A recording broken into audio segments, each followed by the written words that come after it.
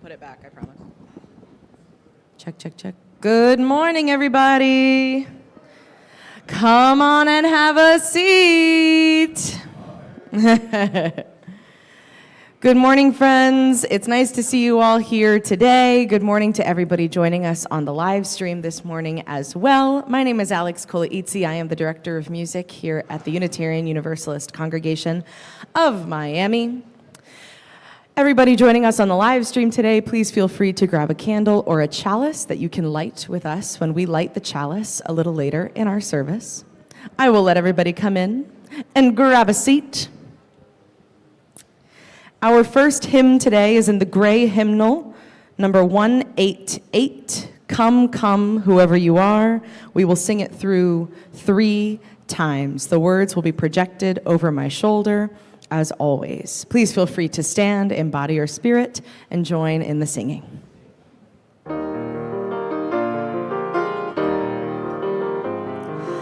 Come, come, whoever you are, wanderer, worshiper, lover of leaving.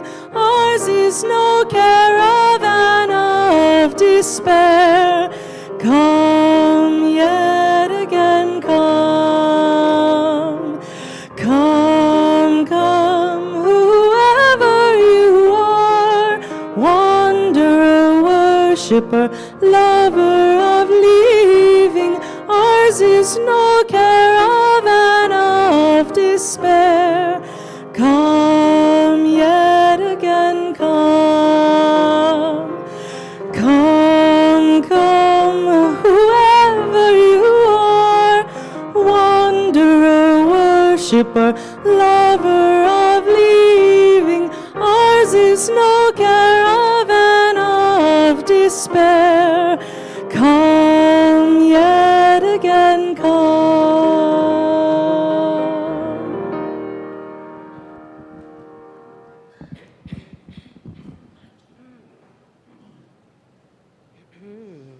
Good morning.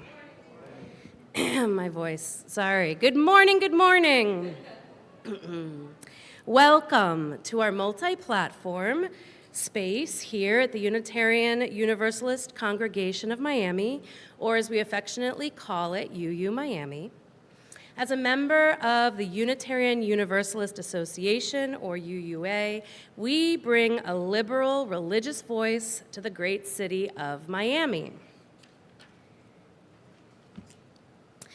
My name is Jane Thayer. I'm your worship associate today. My pronouns are she, her, hers. I am a middle-aged, white, cisgendered woman. I am owning the middle-aged aspect of my life. I'm wearing a green dress with my yellow membership lanyard. And I have glasses and dark hair. Up with me today is Reverend Carole Yorke, our guest minister. Joseph Taleda is our pianist. And Alex Kolaitzi, our music director.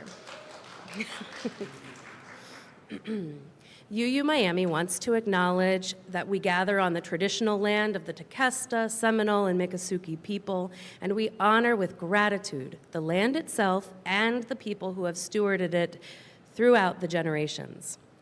May we continue to learn how to be better stewards of the land we inhabit as well. I invite you also to think about what this acknowledgement means for you today and how you may honor it in your life as you leave here. Until next week.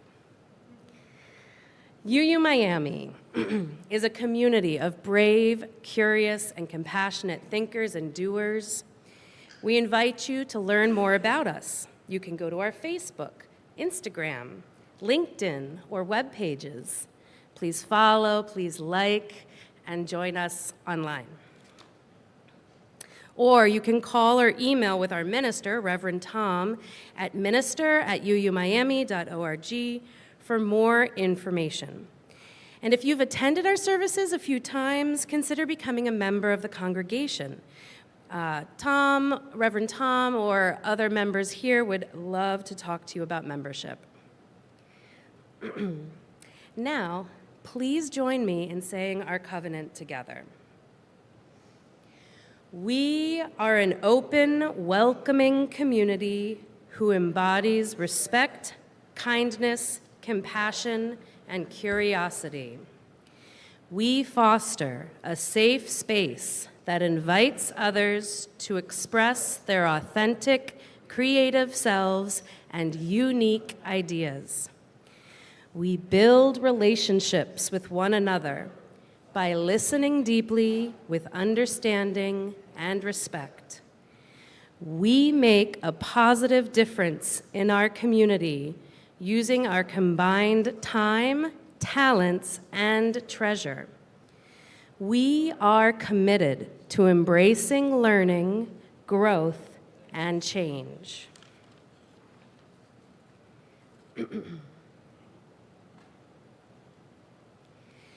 It is our tradition to light a chalice at the beginning of our services. Our chalice lighting words this week were written by Unitarian Universalist Reverend Betts Weinecke.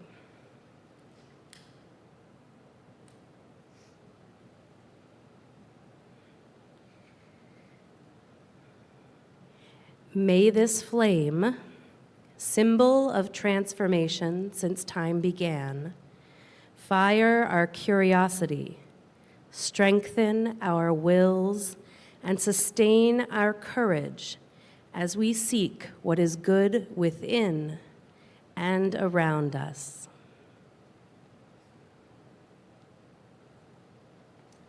We will now take this time to sing the children and youth out to the RE classes. You know what to do. Please sing along if you know the song.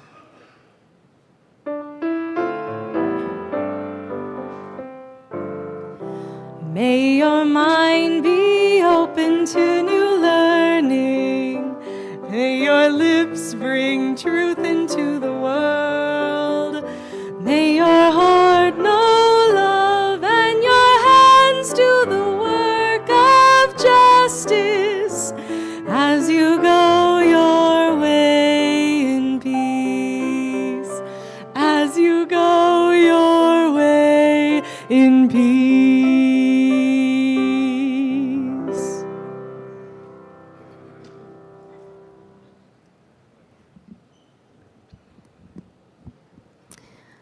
Now, we're going to travel over here, where we're going to have a moment to speak joys and sorrows. Ours is a welcoming community where we find connection, a spiritual community where we find meaning. Ours is a sharing community where our joys are amplified, a caring community where our sorrows are lessened. We take this moment to reflect on our joys and sorrows and acknowledge the support of our community here. If you have something on your heart that's difficult to share at the public forum, because we are live streaming as well, you can reach out to Reverend Tom, and he's always available to listen to your joy or your sorrow privately. When you come forward, say your name, and remember, again, that this is live streamed. Members online can share in this moment by adding their joys or sorrows into the chat.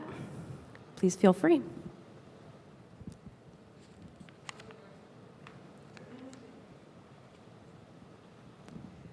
I'll be the first one since Bob's not here this morning. I have a joy that some of you know that I've been in physical therapy for the last few months because I have a pinched nerve in my neck. Has not been fun, especially as a full-time singer. Brought challenges that I didn't know were possible, but I'm getting better every day. So my joy is actually like a big thank you to everybody for being so patient with me, because I can't move chairs or anything like that. So you are all very kind to me. And my other joy is that I have been with Seraphic Fire all week. That's the professional choir that I sing with here in Miami. And I've had a lot of community members come see the concerts. So thank you so much for those of you that have come. And don't worry, there are more, and I will do a better job of advertising it next time. My biggest joy is community. Thank you very much.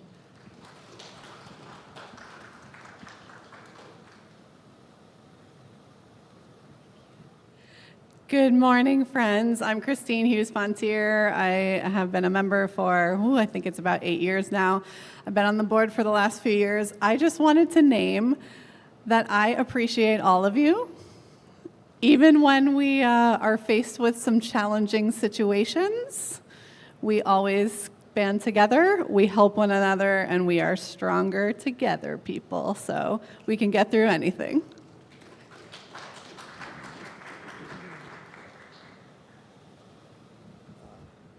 Good morning, I'm CJ Weber, brand new member of the Board of Trustees. Wanted to just let everyone know it's looking like my pretty much annual trip to Barcelona is happening again this summer.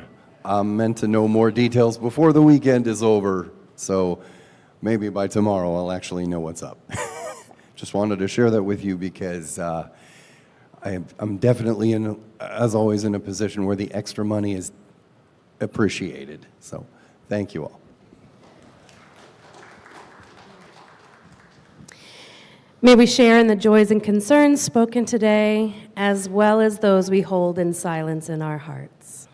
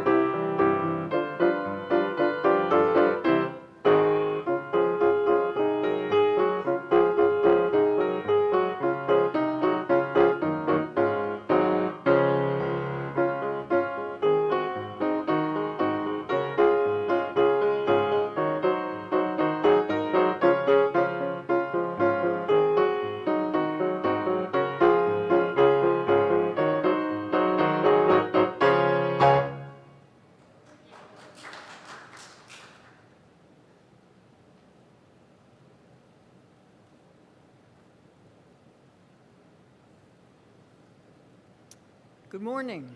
Again, second Sunday that I'm here, for those of you who were not here last week. And when I go home today, I guess that'll be it for a while. Oh, my name is, I'm the Reverend Carole Yorke. Today I am wearing blue cargo pants, a blue plaid shirt, a couple things around my neck, one of which is, you may be able to see it, it's a chalice. The other is a glass piece of artistry done by an artist in Pennsylvania. It's called Spirit Rising. Inside this piece of glass are a little bit of ashes from my favorite dog, who died about 6 or 8 years ago. I wear glasses, I have gray hair, and I think I'll stop that description now and get to my story. When I was in seminary back in the 90s, one of the requirements for the Master of Divinity program was 1 unit of CPE, Clinical Pastoral Education. I spent that time at Westboro State Psychiatric Hospital in Westboro, Massachusetts. They've closed all of those psychiatric hospitals now, and they have reopened as health centers or something. But at the time, these hospitals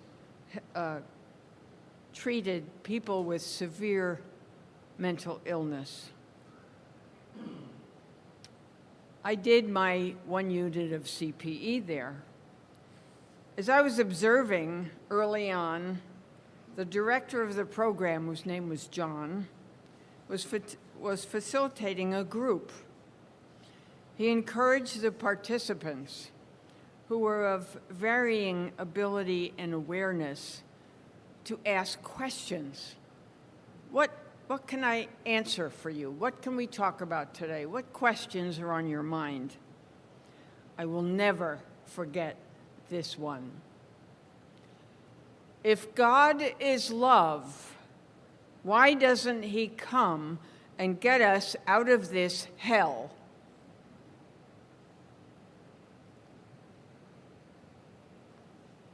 All I could think of was, oh my God, whatever will he say in answer to this question? Well, he said, are you friends with so-and-so? And he named the person next to the questioner. She said, yes.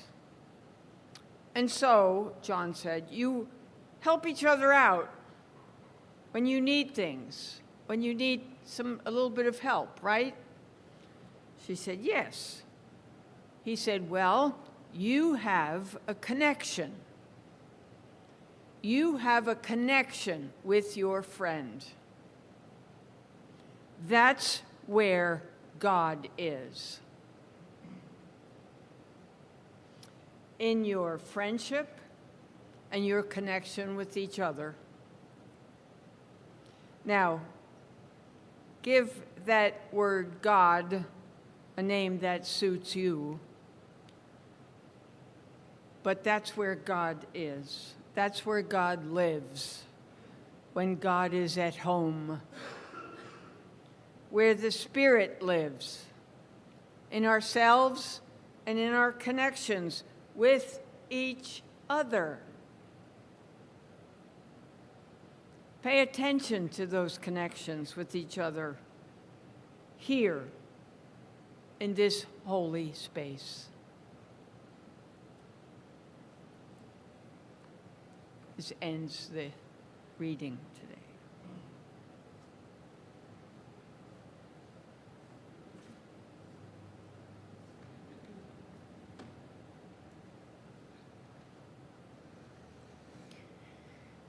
For those of you watching our service online, I invite you to take out your smartphone, open up the camera app, and point it at the QR code.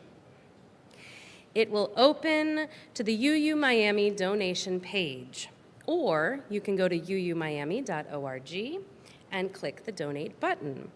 And those of you who are present here today in the sanctuary, there will be a basket passed around for your donation, or you too can point your camera phone at the QR code on the screen. Today you'll have the opportunity to donate not only to this congregation, but also to PACT, People Acting in Community Together. PACT is a Miami-based grassroots organizing nonprofit. They work on issues that are important to Miamians. PACT unites, organizes, and trains leaders from diverse congregations, schools, and community groups to build a powerful community voice. Individually and collectively, they are empowered to hold officials accountable, achieve systemic change, and promote fairness, justice, and democracy in Miami-Dade County. We'll be splitting the plate with PACT from April through June. This congregation is sacred to so many of us, a community of memory and of hope.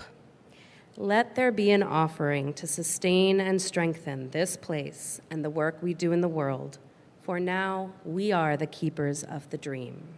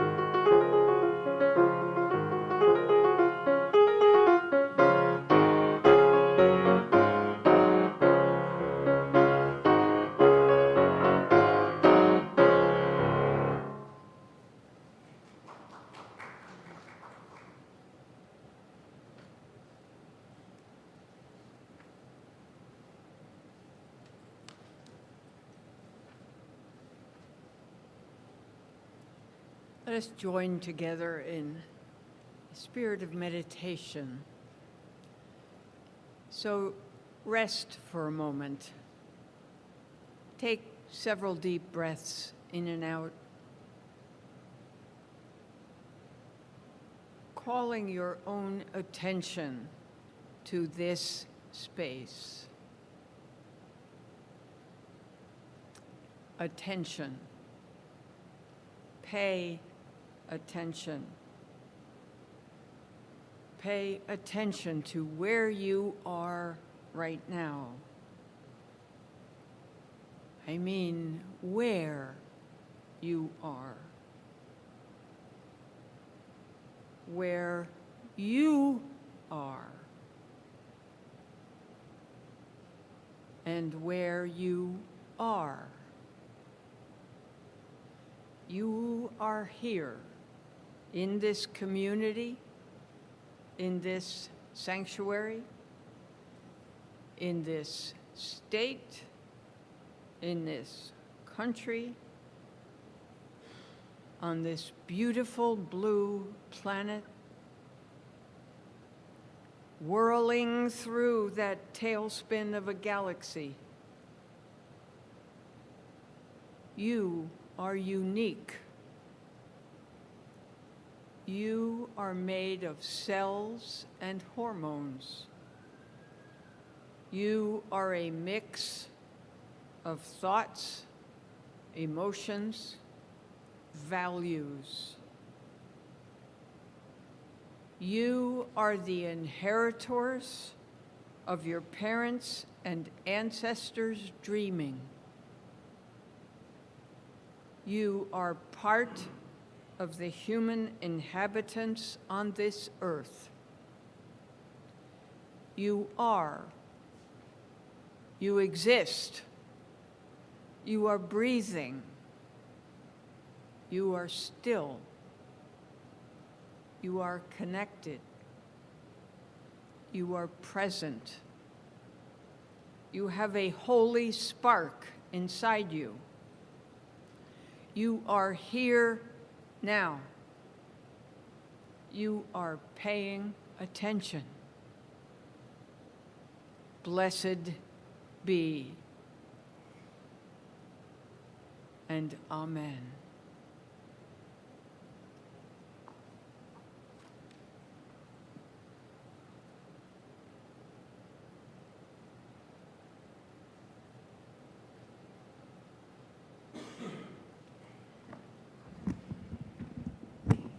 Our second hymn today is in the gray hymnal, number 34, Though I May Speak with Bravest Fire. You are free to stand in body or spirit if you'd like, and the words will be projected over my shoulder. We will sing all three verses.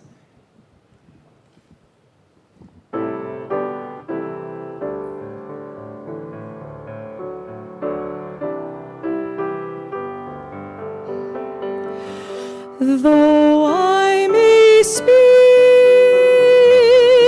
with bravest fire and have the gift to all inspire and have not love, my words are vain as sounding brass and hopeless gain. Though I may give all I possess and striving so my love profess, but not begin by love within, the prophet soon turns strangely thin. Come, Spirit, come, our hearts control, our spirits long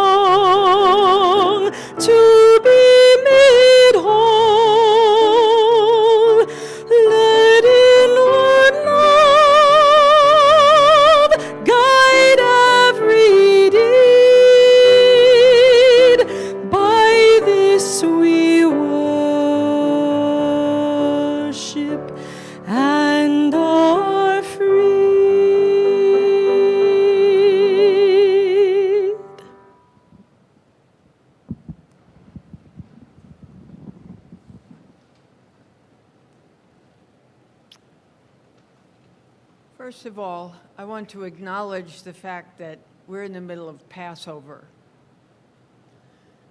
I'm appreciating the music that you're playing from or about Passover.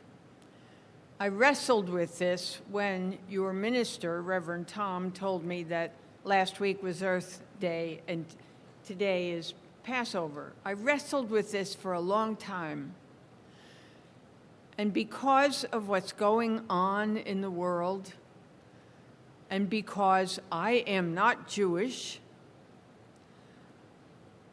I said, I can't do a sermon on Passover.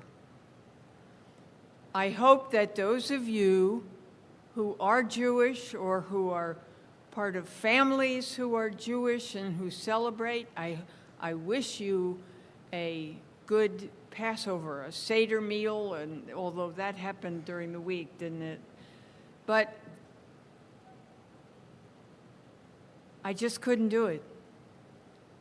I couldn't talk about Israel and Palestine and hostages. But what I wish for you around this whole holiday is attention. That you pay attention to what's going on, that you say your prayers about what's going on, that you sign petitions when they come by if you are so moved.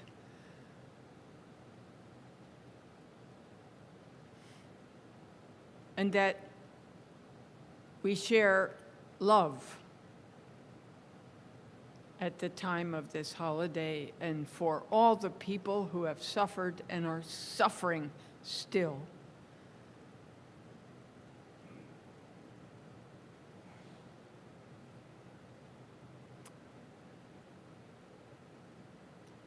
Last week, in the middle of urging you to recycle your pizza boxes, I talked about the Reverend Forrest Church and a mantra that he had about a threefold mantra.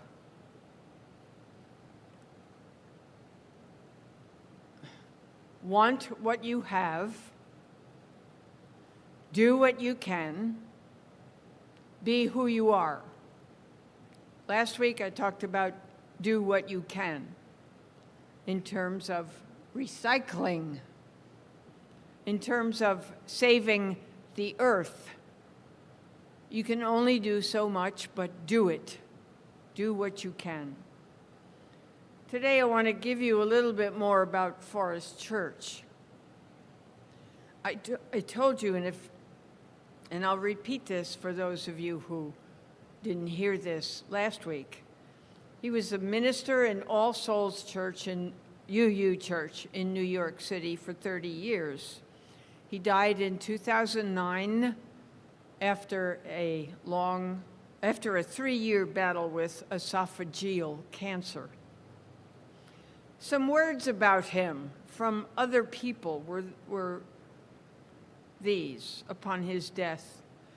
We have lost a brilliant and articulate thinker, a champion of democratic values, and a compelling advocate for liberal religion. More importantly, we have lost a kind, thoughtful, and loving spirit. What courage and grace he showed in his final years.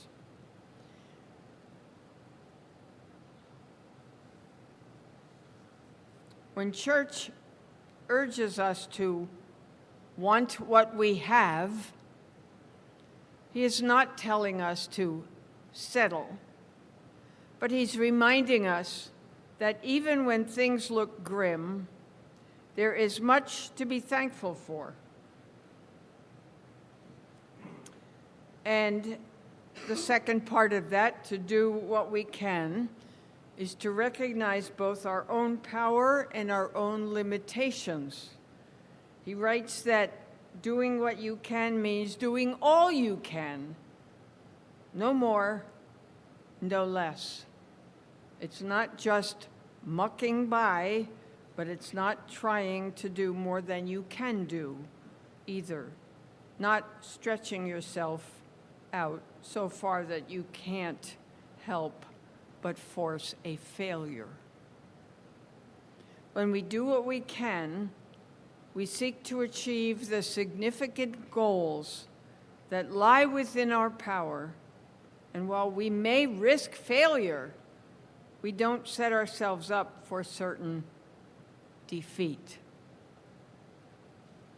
So now we come to the third part of Church's admonitions. Be who you are. This, he admits, is the hardest task of all.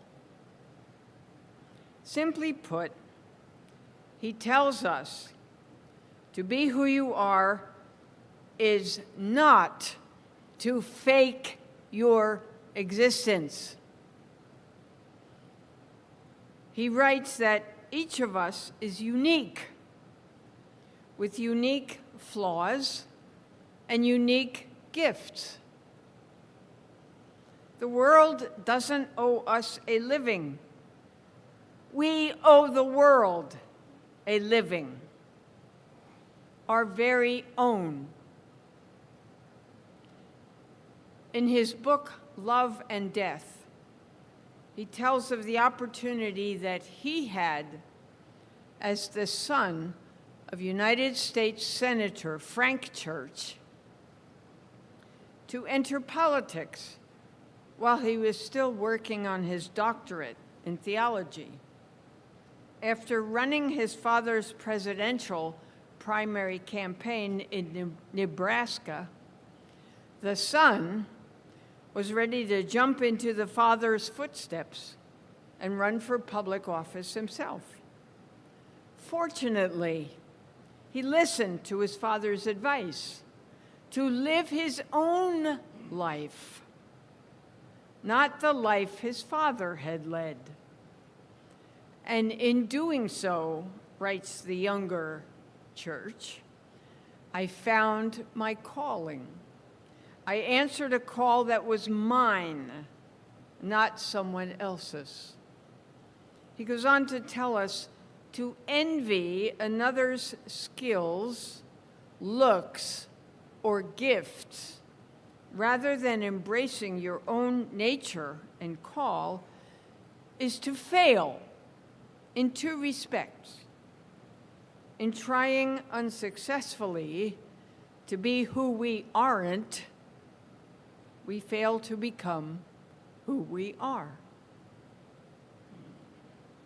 Be who you are. Now, that is a rather inane concept, if you will. But if it's so simple, then why do we spend so much of our lives trying to be who we're not? Trying to be like someone else, or trying to be that someone else thinks or wants or makes us to believe we should be.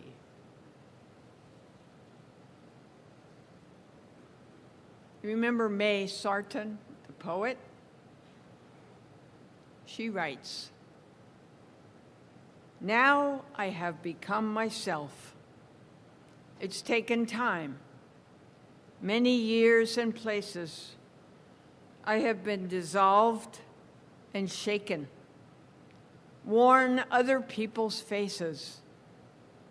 Now to stand still, to be here, to feel my own weight and density. Oh, in this single hour I live all of myself and do not move. I, the pursued, who madly ran, stand still and stop the sun."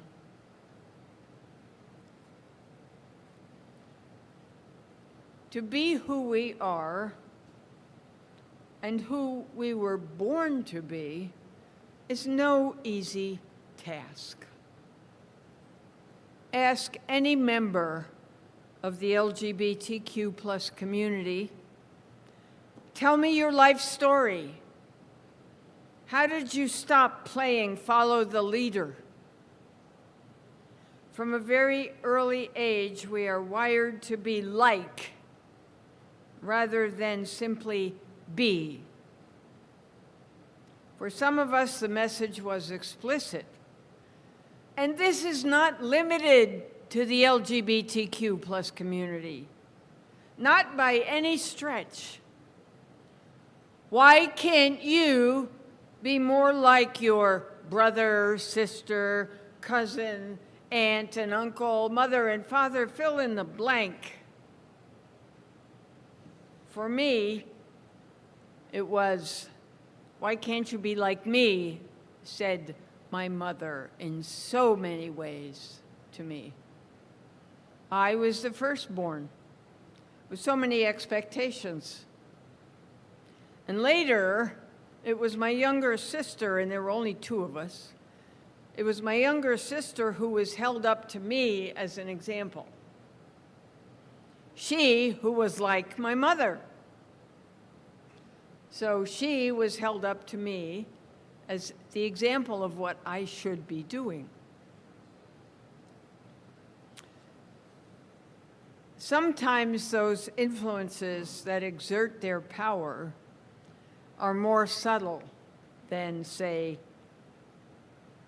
superheroes, Superman, Batman, or the female version, or Barbie, although I have to admit I haven't seen that movie. We may have grown up in a family of achievers, or as in my family, one with very strong values about what a girl should or could be and become. I could have been, now, mind you, this is back in the day, okay? I could have been a nurse or a secretary or a teacher. Nothing wrong with those occupations. But they were the only ones held up as examples for me. And in fact, I became a teacher. That was my first career. Hey, my father taught me how to throw a baseball. What can I say? In my family, it was not you could or should be a doctor. It was nurse. Now, I don't know about you, but today nurses make a lot of money in some cases. So maybe I should have been a nurse, you know? Later, it got all twisted up and around, and the question became, are you ready? Who do you think you are? What makes you think you can be a minister?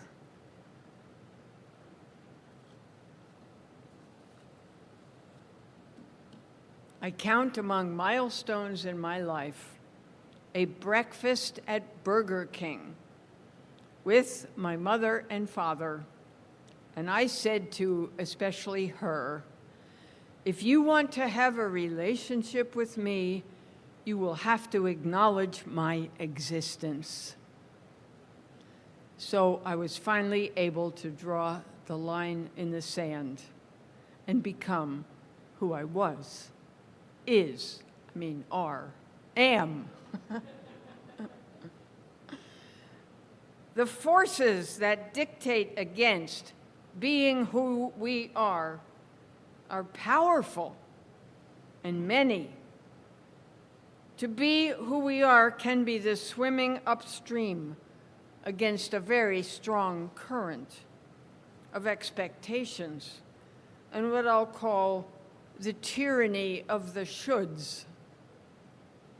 And if these forces aren't enough to defeat us, to be who we are is made all the more challenging by our own lack of self-knowledge and self-awareness.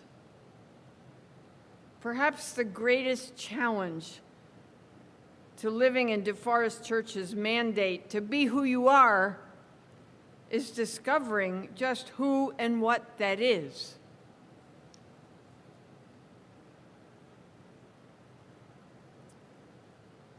Living in 21st century America, most of us, not all, most of us are blessed with lives of more or less comfort, relative ease, and so we can ask the questions, who am I?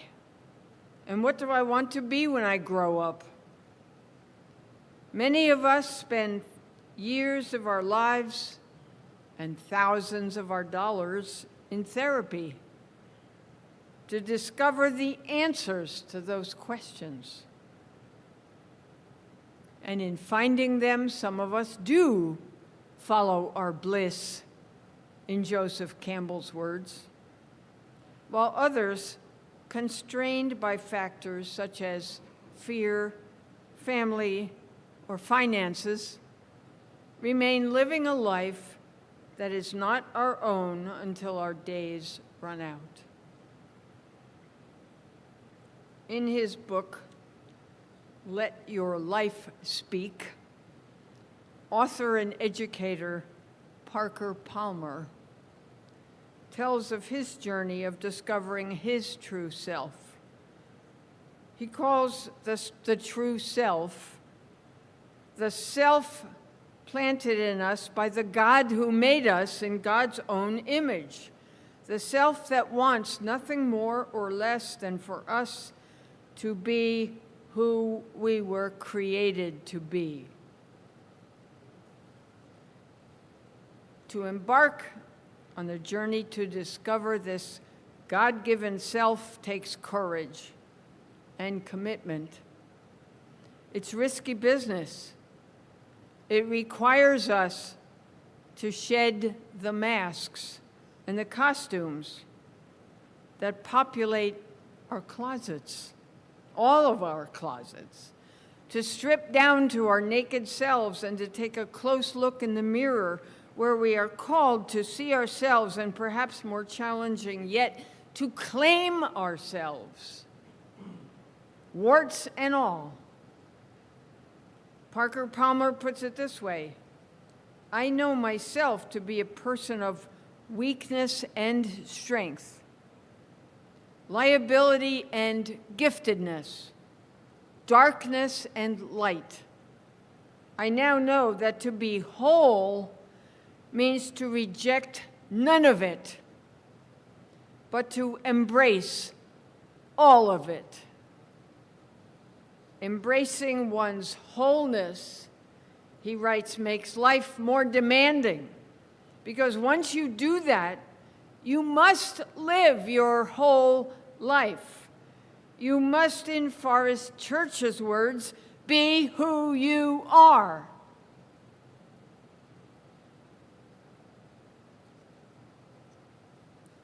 The good news?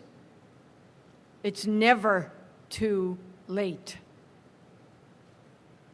It's never too late to start the journey of self-discovery, of shedding the skin that we've worn since our birth, that in some cases has an ill-fitting suit, never felt quite right.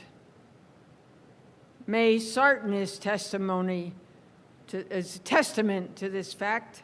She was 83 when she wrote that poem that I read to you. That makes me feel good.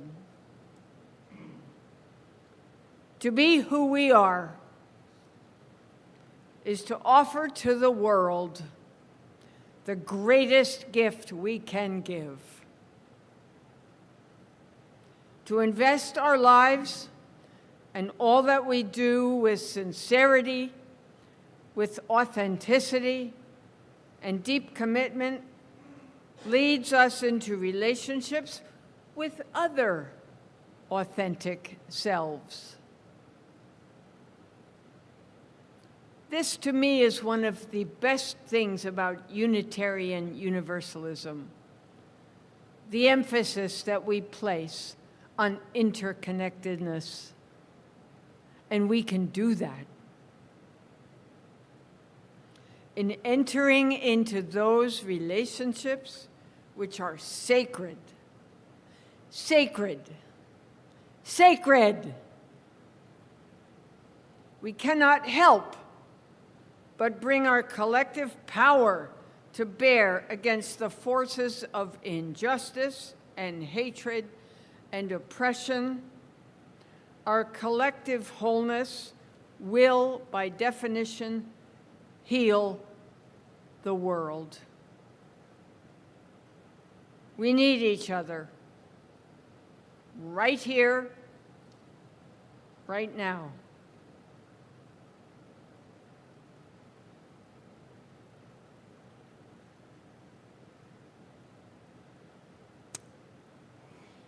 I'd like to conclude this by telling you one more little story about Forest Church. He had a very public spiritual practice that he engaged in every week. Each Sunday, he would conclude his sermon with the words, "Amen, I love you." And may God bless us all. Just weeks before his death, he explained to his successor, the Reverend Galen Gingrich, why he said, "I love you" at the end of his sermons. "When I say I love you from the pulpit," he told Galen, "something connects. I get connected to the congregation, and they get connected to each other. It's almost like, for a moment at least, we are part of each other, of something larger than ourselves. It's the human form of love divine," as Blake put it. "And besides," Church went on, "someone once told me that I'm the only person in her life who ever says, 'I love you.' She comes to church to hear someone say that, to say that she matters."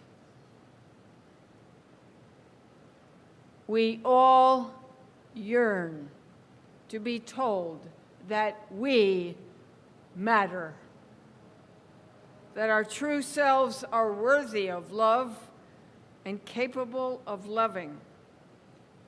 In our common humanity, we share our vulnerabilities and our sensitivities, and we offer them up here on the altar of hope.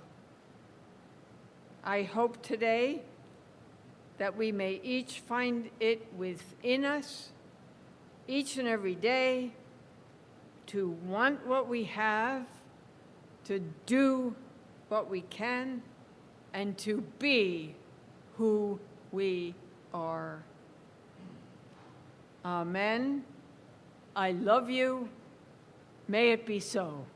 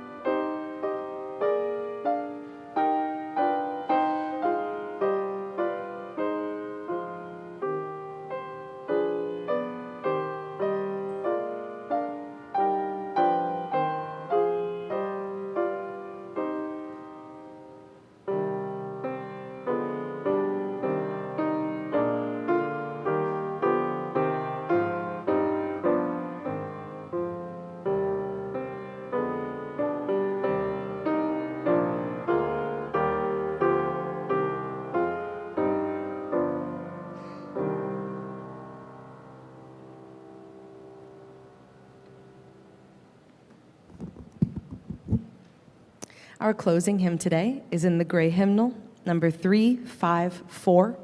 We laugh, we cry. We will sing verses 1, 2, and 4, and the words are projected over my shoulder. Please feel free to stand in body or spirit and join in the singing.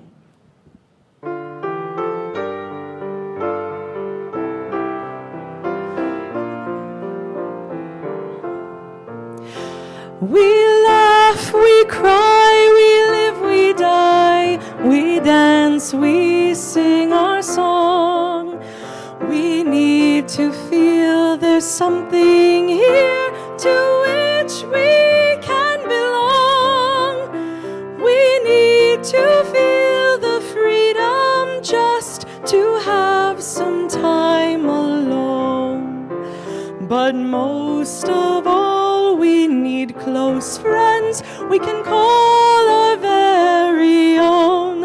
And we believe in life and in the strength of love. And we have found a need to be together. We have our hearts to give. We have our thoughts to receive, and we believe that sharing is an answer. A child is born among us, and we feel a special glow. We see time's endless journey as we watch the baby grow. We thrill to hear imagination freely running wild. We dedicate our minds and hearts to the spirit of this child, and we believe in life and in the strength of love. And we have found a time to be together, and with the grace of age we share the wonder of youth. And we believe that growing is an answer. We seek elusive answers to the questions of this life. We seek to put an end to all the waste of human strife. We search for truth, equality, and blessed peace of mind. And then we come together here to make sense of what we find. And we believe in life and in the strength of love. And we have found a joy being together. And in our search for peace, maybe we'll finally see, even to question truly is an answer.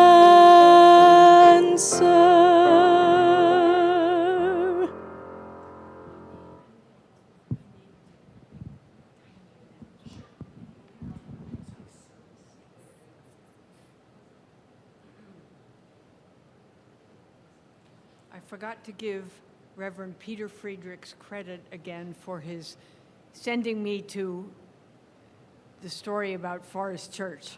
I told you that last week, but I needed to do it again today.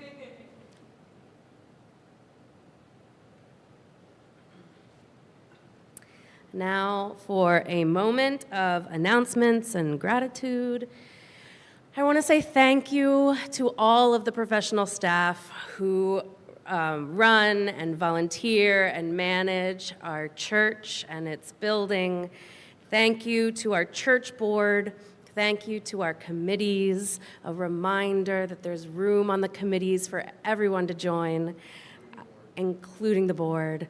But thank you to everyone's hard work holding this church together and building this community. Thank you also to Cheryl, who's our business manager. Thank you to the child care workers in the nursery. Thank you to Luz, who does the yoga, Jairo, who's our communications director, Kat, our sexton, Derek Mestelier, who's running our sound and live stream. Boop. Thank you, Joseph Toledo, for accompanying our hymns and providing our wonderful music. Thank you, Alex, for leading us in the hymns and being our music director. Thank you to Jessica, our director of religious exploration, for teaching our children. Thank you to John, who was out there greeting folks as they were coming in. And a big, big thank you to Reverend Carole Yorke for her sermons and preaching this week and last. And finally, thank you all, everyone here, for joining us today. Thank you. Thank you. Please watch your weekly email newsletter for upcoming programming. You can also head to our website for upcoming programming and announcements. Today is exciting because it's the May Day picnic. We're going to have, following the service, a picnic on the UU Miami grounds, celebrating the goddess Flora, the Greek goddess of flowers and spring, welcoming May. We will have music and games and also a maypole to dance around with ribbons and songs. And the Pontiers, I believe, are providing lunch for us all at the picnic. So please join us. I believe there's also going to be a parents' meeting, gathering. We're going to share some information among parents of children in religious exploration. Alex has a brief announcement. 2. Number 1 is Jane basically put together this entire service on paper, PowerPoint, script, everything. Can you please give her a hand? No. Next week's service, May 5th, Cinco de Mayo, if you need a memorization for it, it's May 4th? No, it's May 5th. Oh, okay, got it. Okay, I was like, what? Anyway, is a music service. I am running the service that day along with the UU Miami Choir. A bunch of the members are here. You can talk to them. The service will be on music and mindfulness. I'm talking to everybody here and everybody on the live stream. Please come in person if you can. We will sing. We might dance. Who knows? But the choir will be singing a few pieces. I will be singing. We will all sing together. It will be a very nice service on music and mindfulness provided by me and Carly, but she doesn't know that yet, but she will soon. So please come next Sunday for music and mindfulness. Amazing music and mindfulness next Sunday. Then on Sunday, May 12th, we have the youth service. Our youth will be preparing with Jessica to serve us a sermon that day. So join us then too. All right. Those are our announcements. Community, togetherness, gratitude, and join us over the next couple weeks for music and youth services. Let us end this service today with these words derived from Unitarian Universalist religious educator Amanda Alice Houlihan. Together, we have enjoyed the warmth and beauty of stories, of this flame, of this special community. As our chalice flame is extinguished, we can still remember that its glow is carried within us. We can use our inner lights and this flame to kindle new sparks throughout our lives and in this world. Be who you are.